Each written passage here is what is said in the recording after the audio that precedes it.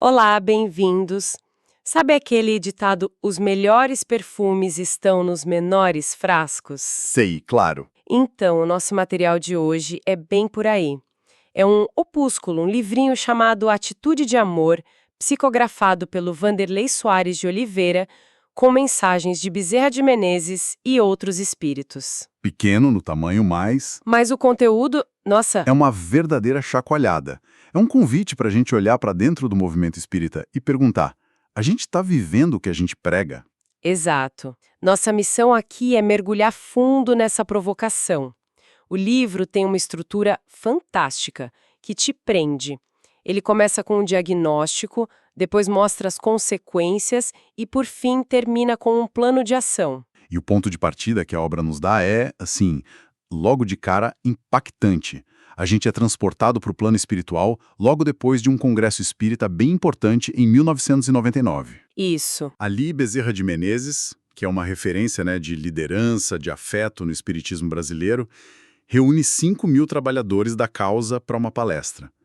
E o que o livro destaca é que o tom não foi o que todos esperavam. Não mesmo. Foi de uma franqueza, assim, Exato. quase cirúrgica. E essa firmeza é o ponto-chave. Porque a gente tem essa imagem de Bezerra de Menezes quase como um avô bondoso. E isso é verdade, claro. Uhum. Mas o livro retrata ele aqui como um médico fazendo um diagnóstico sério, sem rodeios. A ternura está no ato de dizer a verdade, por mais dura que seja, para promover a cura. A mensagem parece ser: o tempo da complacência acabou. Exatamente. É o amor que adverte.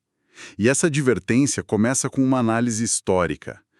Na palestra, Bezerra de Menezes propõe que o espiritismo viveu 2 grandes ciclos de 70 anos e está entrando num terceiro. Certo. O primeiro ciclo foi o da consagração das origens, da chegada da doutrina, da consolidação com os pioneiros, tipo um Leon Dines, os heróis que firmaram as bases. A fase de fundação. E a segunda, imagino, foi a de expansão. Precisamente. O segundo ciclo, de 70 anos, foi o tempo da proliferação. A mensagem se espalhou, os centros espíritas se multiplicaram pelo país, a literatura se popularizou. Um crescimento para fora. Isso, quantitativo. Um sucesso em termos de alcance. Mas aí a palestra aponta que estamos entrando no terceiro portal, os 70 anos atuais, que ele chama de período da maioridade. Maioridade. Isso implica responsabilidade, tipo, chega de desculpas, é hora de crescer. É essa a ideia? É exatamente essa a ideia. A mensagem, segundo o livro, é que o discurso bonito, a teoria na ponta da língua, já não basta. Não é suficiente. Esse novo tempo exige atitude. A meta principal deixa de ser apenas divulgar a doutrina e passa a ser viver a ética do amor, focar na educação moral de si mesmo e da comunidade. É uma virada de chave, né? Do exterior para o interior. E é nesse ponto que vem a afirmação mais forte do livro, a que realmente define o tom. Bezerra de Menezes teria dito que o maior inimigo do movimento espírita não está do lado de fora. Uhum. Não são os críticos, não são outras religiões. O maior inimigo está dentro. Sim. E o livro nomeia esse inimigo sem hesitar. É o orgulho.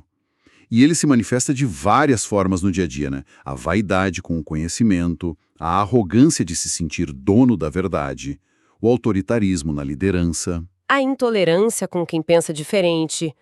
Tudo isso, segundo a obra, alimenta algo que ela chama de institucionalismo pernicioso. Institucionalismo pernicioso. Vamos tentar traduzir isso para uma situação prática.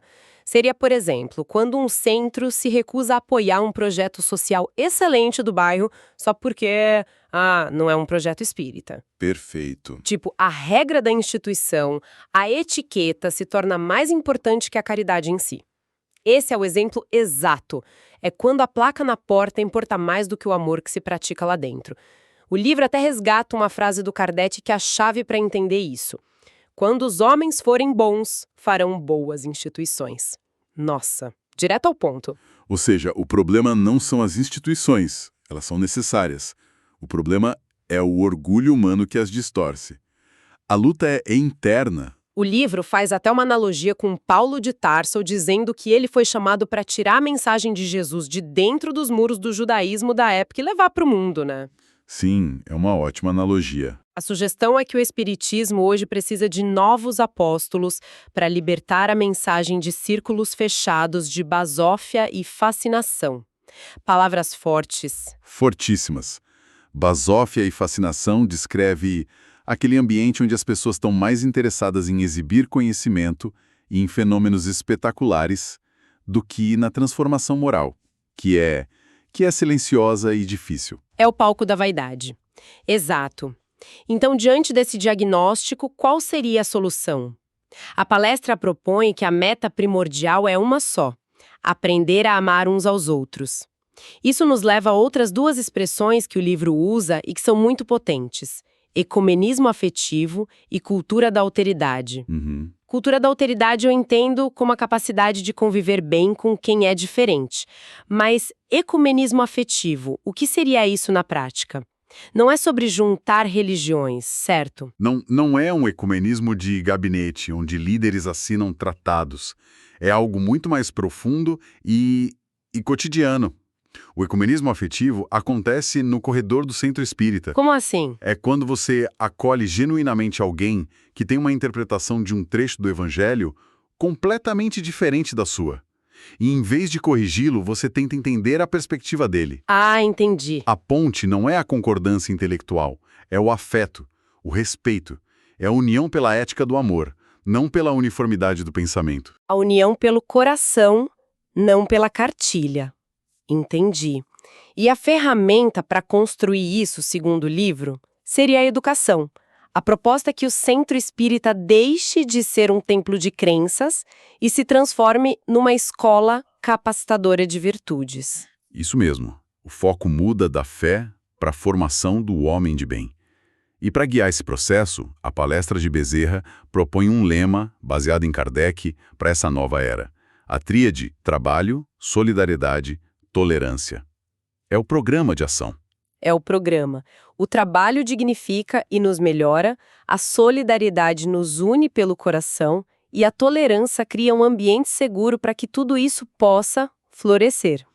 Esse diagnóstico do orgulho como inimigo interno é devastador. E a pergunta que fica é, e daí?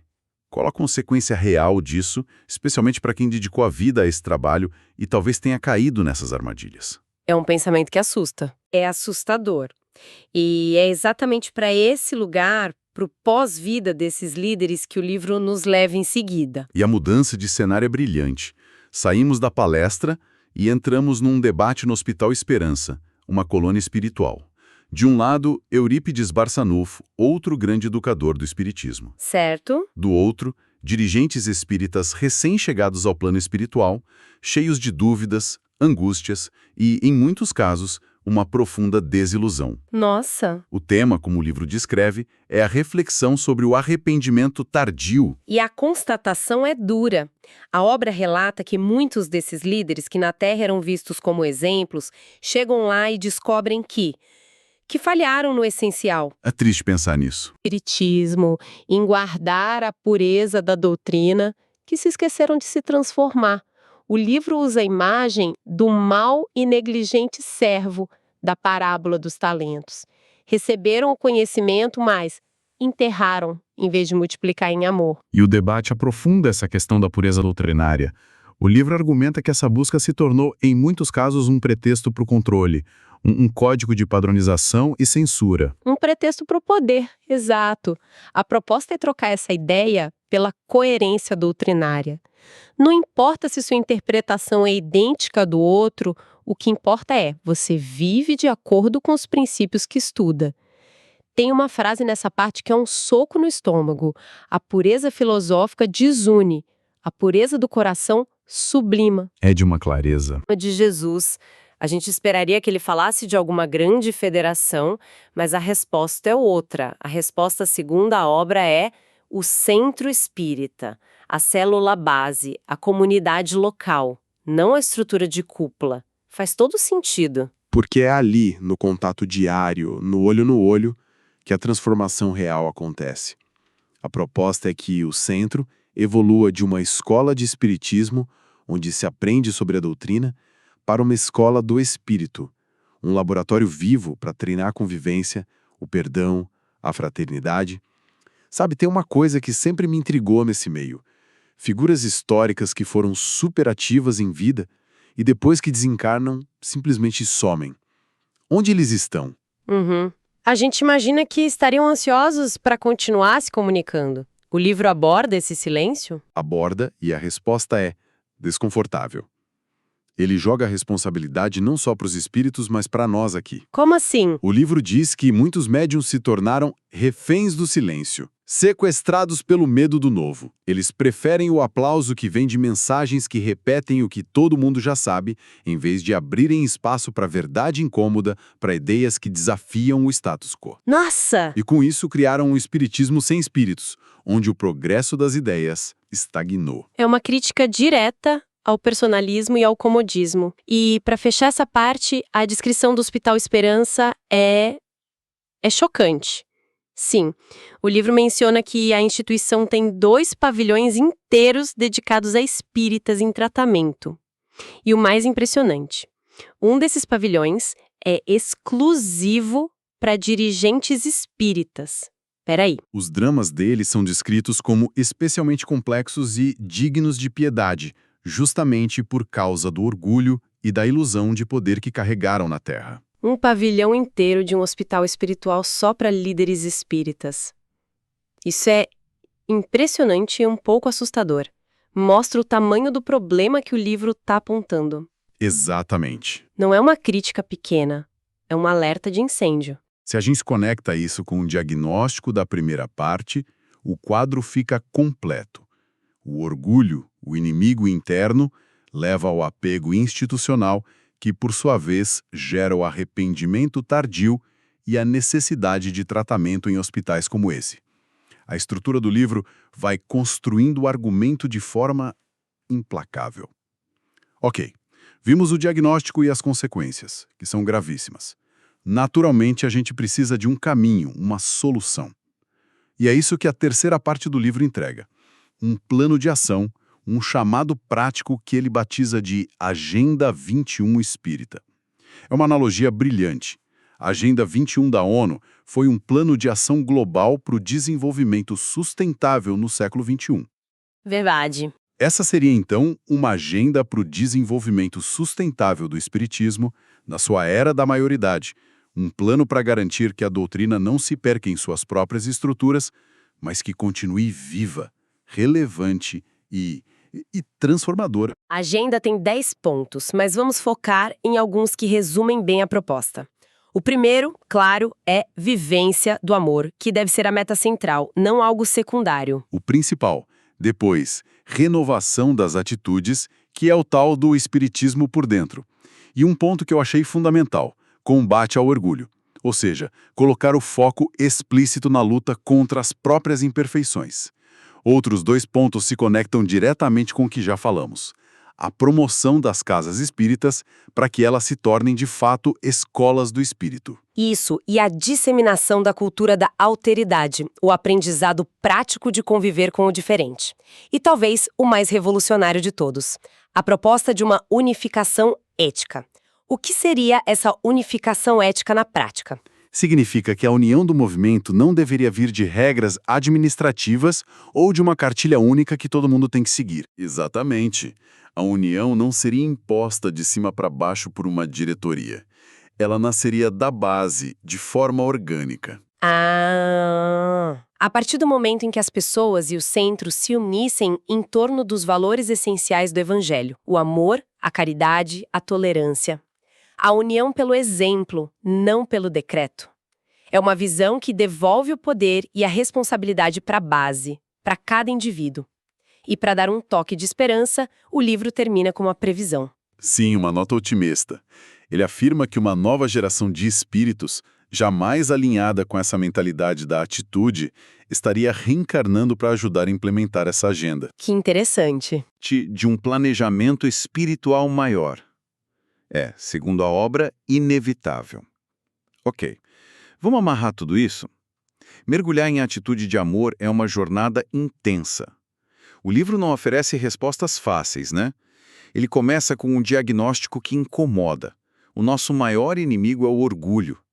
Depois, ele nos mostra as consequências dolorosas disso, com a cena do hospital espiritual que nos força a pensar sobre o legado que estamos construindo. Não adianta construir um império de pedra se a nossa casa interna está em ruínas.